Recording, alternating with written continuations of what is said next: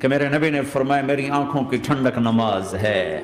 پھر مجھے کربلا یاد آ گیا کہ یہی مہینہ تھا، 10 محرم تھی اور جمعے کا دن تھا اور نماز کا وقت داخل ہوا تو امام علی مقام نے اپنے لشکر کے سردار زہیر سے فرمایا ان سے کہو جنگ بند کریں یا تھوڑی دیر کے لیے رک جائیں، میں نماز پڑھ لوں، ہمیں نماز پڑھنے دیں۔ تو زہیر نے گھوڑا آگے بڑھا کر کہا شمر سے تھوڑی مہلت دو، ہم نماز پڑھ لیں، پھر تم نے جو مرضی کرنا ہے، نماز تو پڑھنے دو۔ شمر نے کہا ہم نماز نہیں پڑھنے دیں گے۔ ایک اور کوفی کھڑا تھا، اس کا نام حسین بن نمیر، کہا تمہاری نماز ہوتی ہی نہیں۔ انہوں نے کہا لعنت ہے تم پر، جس گھر کی طفیل نماز ملی ان کی نہیں ہوتی۔ پھر انہوں نے واپس آ کر عرض کی حضور وہ نماز پڑھنے کے لیے جنگ نہیں روکیں گے۔ کہا اچھا پھر ہم نماز تو نہیں چھوڑ سکتے۔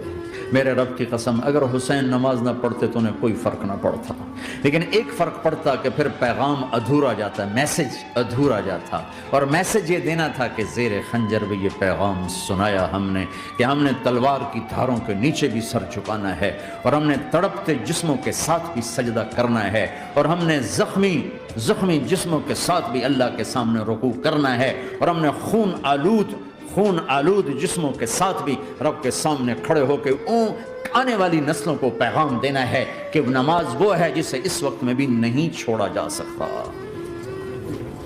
تاکہ کوئی یہ کہہ نہ سکے میں کیسے پڑھتا، میری جاب تھی میں کیسے پڑھتا، میری آنکھ نہیں کھلتی میں کیسے پڑھتا، میری عادت نہیں۔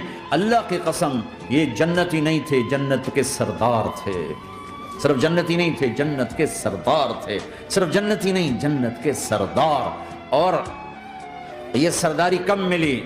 محنت کے بعد نہیں، پہلے ہی ابھی ماں کا دودھ نہیں چھوٹا تھا کہ میرے نبی نے فرمایا حسن حسین جنت کے نوجوانوں کے سردار ہیں۔